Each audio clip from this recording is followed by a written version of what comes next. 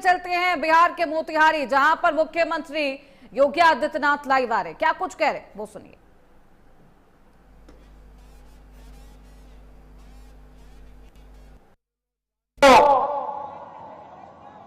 जिस पावन धरा ने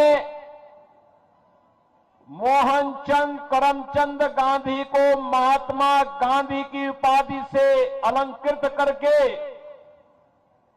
भारत को देश की आजादी के लिए एक महान योद्धा दिया हो, जो धरा सत्याग्रह की भी है और राष्ट्र की रक्षा करने के लिए शस्त्र के आग्रह से भी पीछे नहीं हटती है, ऐसी पावन धरा को कोटि कोटि नमन करते हुए मैं आप सबका हृदय से अभिनंदन करता हूं।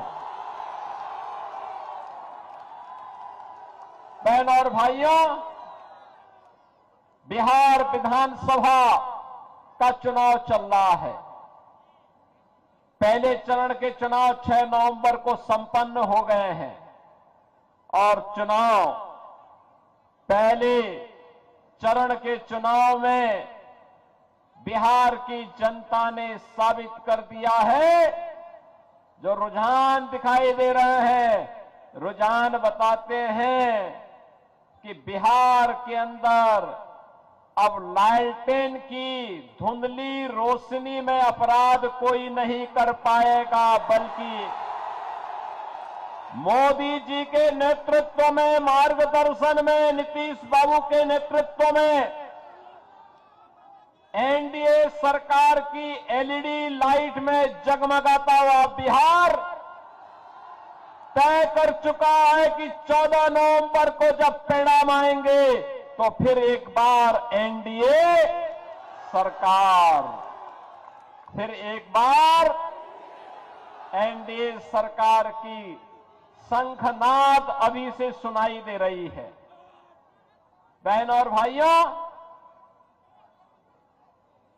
बिहार, जिस बिहार का अपना गौरवशाली इतिहास रहा हो,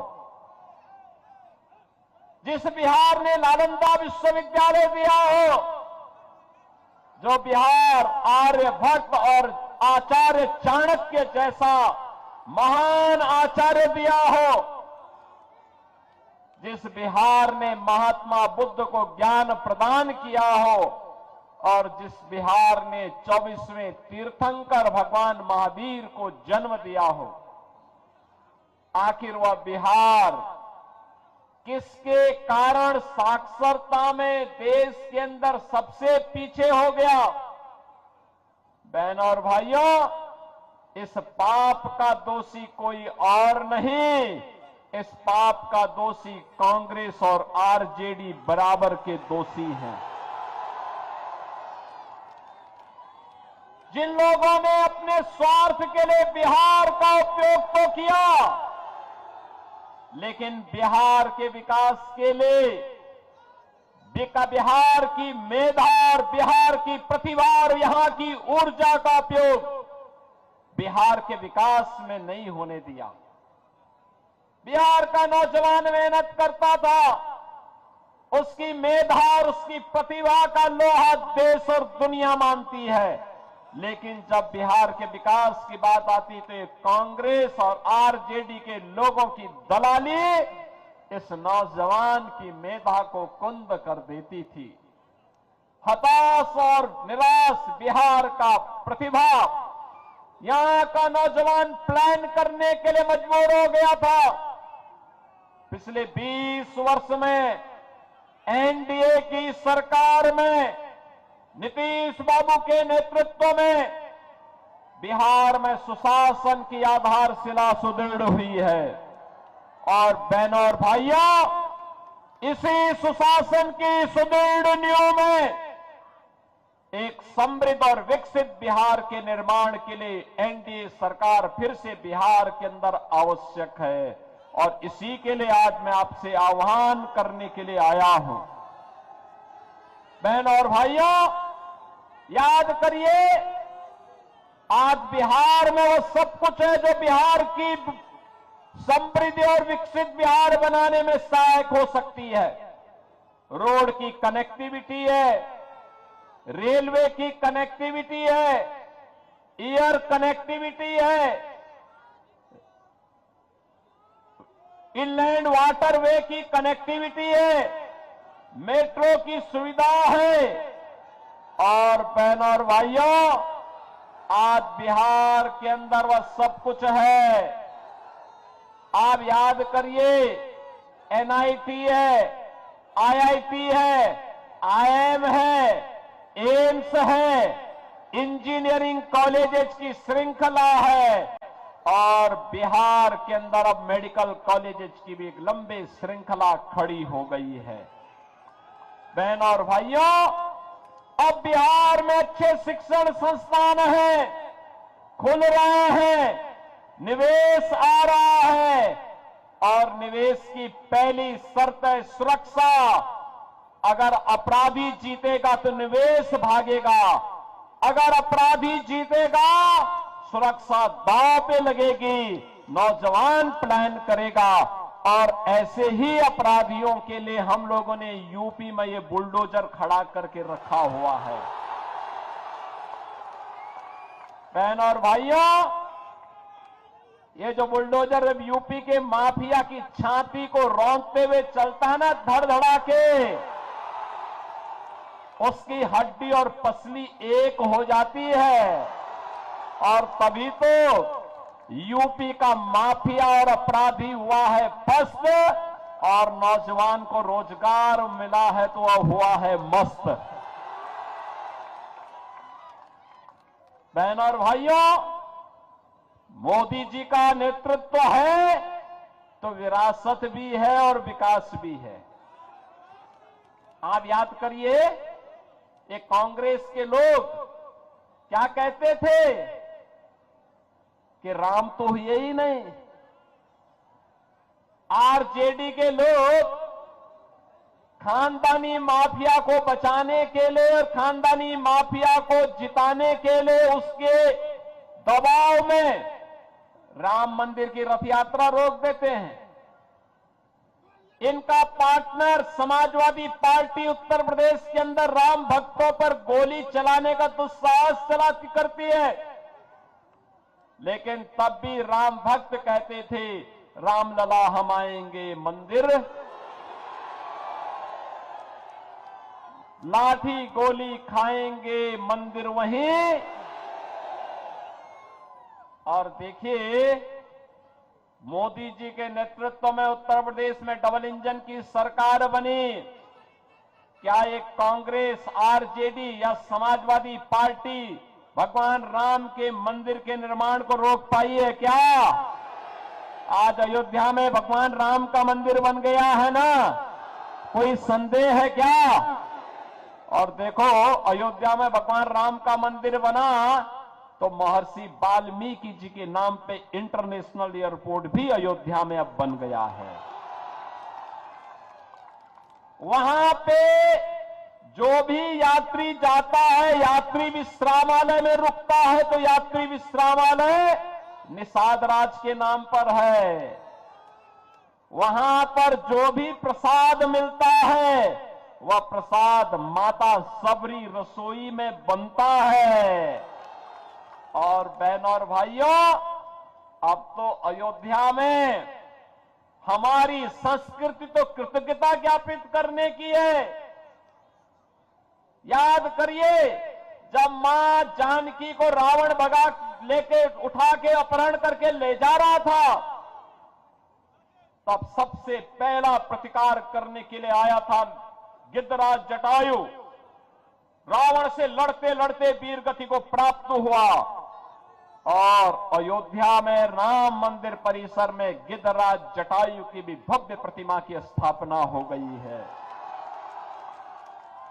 जब रावण को समाप्त करने के लिए, उसकी लंका को समाप्त करने के लिए सेतु बंध का निर्माण हो रहा था, एक गिलहरी भी योगदान दे रही थी। तो गिलहरी का भी एक मूर्ति राम जन्मभूमि परिसर में लग गई है। महाकवि तुलसीदास महर्षि वशिष्ठ, महर्षि विश्वामित्र, महर्षि वाल्मीकि, इन सब के मंदिर बन गए हैं।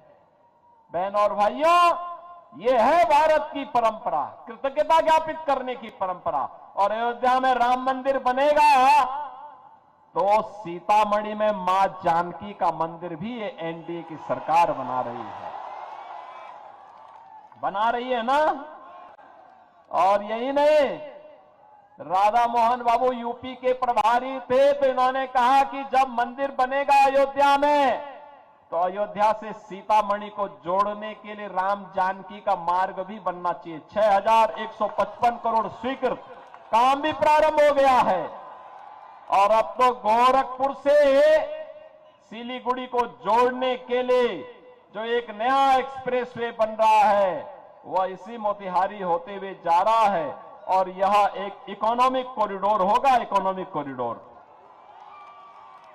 बहन और भाइयों, विकास ऐसे होता है। आप याद करिए ना, ये कांग्रेस और आरजेडी के समय में गरीब को कुछ नहीं मिलता था, न आवास, न राशन, न स्वास्थ्य की सुविधा, न रसोई गैस की कनेक्शन, कुछ भी नहीं मिलता था। मोदी जी के समय में पिछले 11 वर्ष में भारत दुनिया की बड़ी ताकत बना है। आज भारत की तरफ कोई टेढ़ी नजरों से नहीं देख सकता। आज का भारत एक मजबूत भारत है, मजबूर नहीं। भारत अब दुश्मन को उसके ही मांद में घुस करके मारता है। अब मोदी जी ने कहा है ना, मार्च 2026 तक नक्सलवाद और माओवाद की कमर तोड़ के रख दी जाएगी। यानी नक्सलवाद और माओवाद, इन सब के जहन्नुम जाने का टिकट पक्का।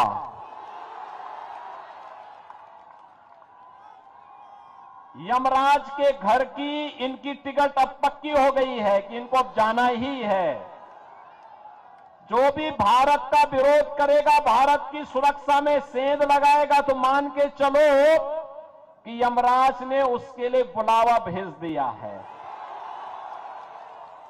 और मैं इसीलिए आपसे कहने के लिए आया हूं, मोदी जी के शासनकाल में 11 वर्ष में आप सोचो 80 करोड़ लोगों को फ्री में राशन, 50 करोड़ लोगों को 5 लाख रुपए प्रतिवर्ष मुफ्त में स्वास्थ्य के लिए, कहीं भी जाइए राशन।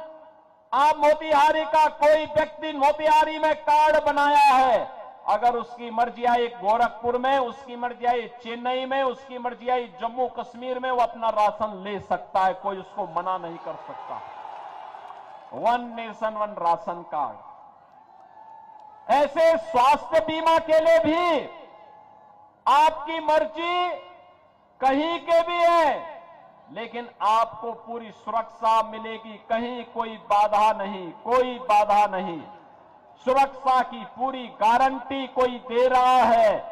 बहनों और भाइयों, यह एनडीए की सरकार दे रही है, मोदी जी के नेतृत्व में दे रही है।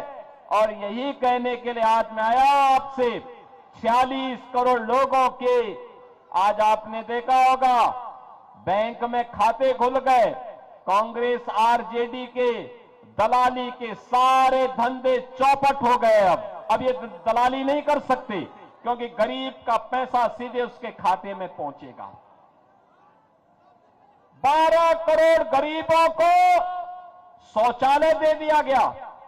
12 करोड़ अन्नदाता किसान, जब राधा मोहन बाबू कृषि मंत्री थे, 12 करोड़ किसानों को प्रधानमंत्री किसान सम्मान निधि का लाभ मिल गया। हर किसान के खाते में बिना कुछ कहे 6,000 रुपए सालाना उसके खाते में पहुंच जाता है। बहनों और भाइयों, याद करिए कांग्रेस के समय में एक रसोई गैस का कनेक्शन लेने में 50,000 रुपया देना पड़ता था, तब भी नहीं मिलता था। और जब कभी रसोई गैस समाप्त हो गई और पर्व और त्योहार है, मेहमान है, पता लगा कि घर में मालकिन तो रसोई बना रही है, घर का आदमी जाता था कहीं रसोई गैस का सिलेंडर लेने के लिए कि कहीं मिल जाए, इज्जत बचा रह जाए, और लाइन लगी है, रसोई गैस तो नहीं मिलती थी, वहां पुलिस की लाठी जरूर मिलती थी, और घर में खाली हाथ व्यक्ति आता था तो घर में बेलना की मार अलग से पड़ती थी। ये कांग्रेस के लोग थे, पुरुषों की हाल तो ऐसा बना दिए थे कि न घर का होता था न घाट का होता था। लेकिन मोदी जी ने 10 करोड़ परिवारों को फ्री में रसोई गैस कनेक्शन उपलब्ध करवा दिए, और रसोई गैस जितनी जलानी है आप जलाइए, कहीं कोई समस्या नहीं। 4 करोड़ गरीबों के मकान बना दिए प्रधानमंत्री आवास योजना में। 3 करोड़ गरीबों के घर में बिजली के मुफ्त में कनेक्शन भी दिला दिए, यानी राशन फ्री, स्वास्थ्य फ्री, बिजली कनेक्शन फ्री, उज्ज्वला योजना का कनेक्शन फ्री, और पेयजल के लिए जल भी फ्री। बहनों और भाइयों, सरकार ऐसे ही है जो आपके साथ खड़ी हो सके, सुरक्षा भी दे सके, सुशासन का स्वाद भी चखा सके, विकास के माध्यम से रोजगार का सृजन भी कर सके।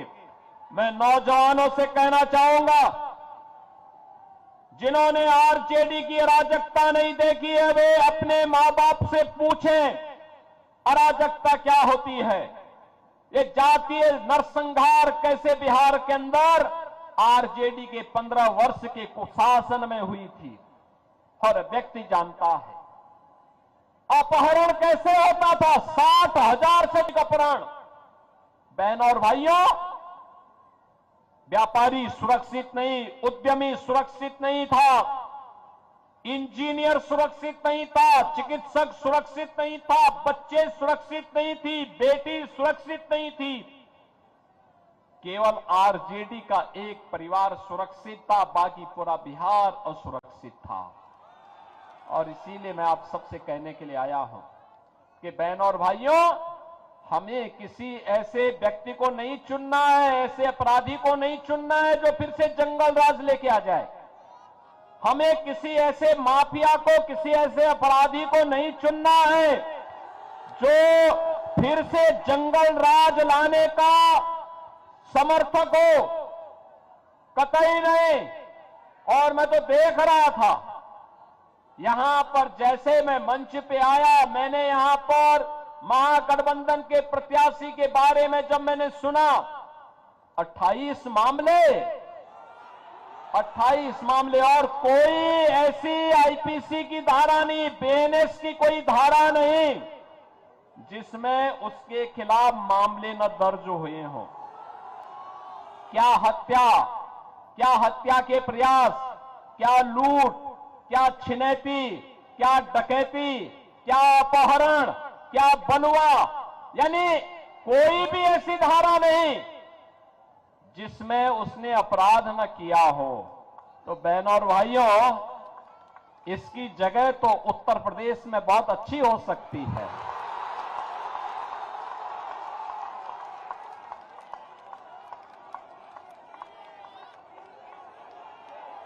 ऐसे लोग उत्तर प्रदेश में अगर चुनाव लड़ते ना,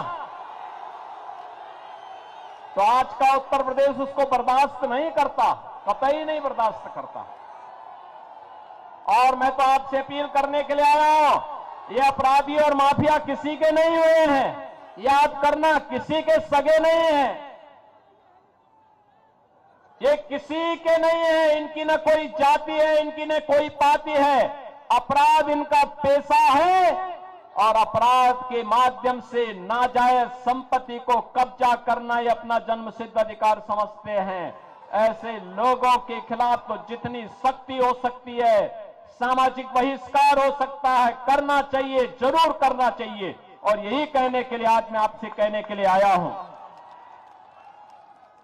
बहनों और भाइयों, आज मैं आपके बीच आया हूं। आपके लोकप्रिय सांसद श्री राधा मोहन सिंह जी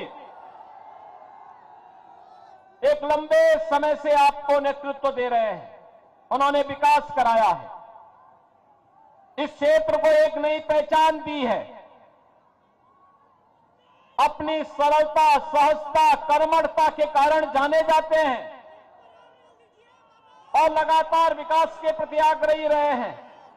उन्होंने कहा कि आप एक बार जरूर आ जाइए। मैंने कहा मैं जरूर आऊंगा। आपने एक बार कह दिया जरूर आएंगे, आपके क्षेत्र में जरूर आऊंगा। और प्रमोद बाबू के लिए मैं भी वहां पे अपील करने के लिए जरूर आऊंगा। आप प्रमोद कुमार जी को प्रत्याशी, जो भाजपा के एनडीए के प्रत्याशी विजयी बना के भेजेंगे ना विधानसभा में, फिर से छठी बार भेजेंगे ना। ये रिकॉर्ड बनाना है। ये रिकॉर्ड बनाने के लिए तैयार है ना? तैयार हैं? तो आप सभी दोनों हाथ ला करके थोड़ा अपना आशीर्वाद दीजिए। पीछे स्टेडियम में भी सीढ़ियों पर लोग बैठे हुए हैं, छतों के ऊपर खड़े हुए हैं सभी लोग। इधर उधर सबसे मैं कहूंगा, ये अपराधी और माफिया को फिर से विजयी नहीं बनने देना है। इसके लिए आपका आशीर्वाद प्रमोद कुमार जी के साथ है कि नहीं है ना? सभी लोग अपना समर्थन दे रहे हैं ना? आशीर्वाद देंगे ना? आशीर्वाद देकर के 11 नवंबर को भारी बहुमत से विजयी बना करके प्रमोद कुमार जी को भेजना है। भेजेंगे? सभी लोग भेजेंगे? दोनों हाथ ला करके मेरे साथ बोलेंगे, भारत माता की जय, भारत माता की जय, भारत माता की जय, जय श्री राम, जय श्री राम, जय जय श्री राम, जय जय श्री राम।